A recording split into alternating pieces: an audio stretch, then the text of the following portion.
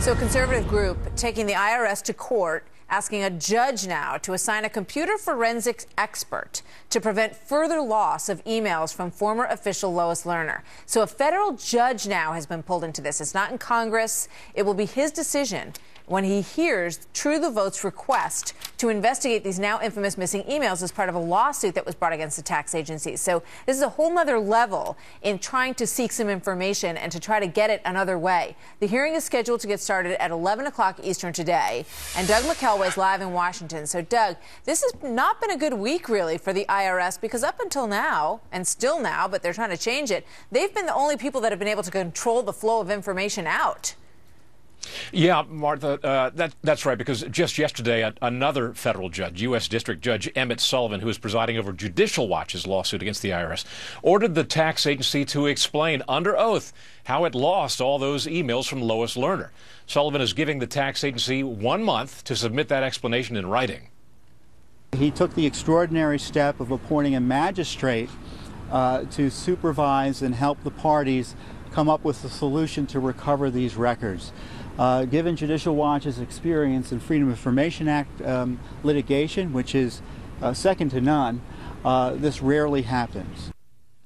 And then today, another no-nonsense federal judge, Reggie Walton, will hear True the Vote's motion seeking to speed up discovery and preserve and prevent further destruction of IRS emails and missing documents. True the Vote is expected to ask for a forensic expert to investigate how the emails were lost and examine whether that data can be recovered. Last month, in a letter to the IRS, True the Vote's legal counsel, Cleta Mitchell, wrote, and we're quoting here, "The fact that the IRS is statutorily required to preserve these records, yet nevertheless publicly claimed that they have been lost, appears to be evidence of bad faith. The U.S. Code makes it a federal crime," she writes, "to obstruct congressional proceedings." Bottom line, Martha, the federal courts through these lawsuits seem to be making more progress than congressional committees are. Yeah, well, that's why there's 3 different branches of government. So now they're trying this one. We'll see how they do. And what about this resolution that asks the House Sergeant at Arms to arrest Lois Lerner? What's that about, Doug? Yeah, Congressman Steve Stockman wrote this Thursday. He filed a resolution directing the House Sergeant at Arms to arrest Lois Lerner on charges of contempt of Congress. He writes, and we're quoting here again, "Asking the Justice Department to prosecute Lois Lerner for admittedly illegal activity is a joke. The Obama administration will not prosecute the Obama administration," end quote.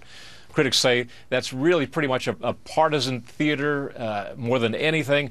What's happening in the federal courts, however, is not theater. The motion, as you said, set to be heard at 11 o'clock this morning. We'll be watching, Martha. And a very fair judge from what Judge Napolitano told us, so we'll see what happens. Doug, thank you very much.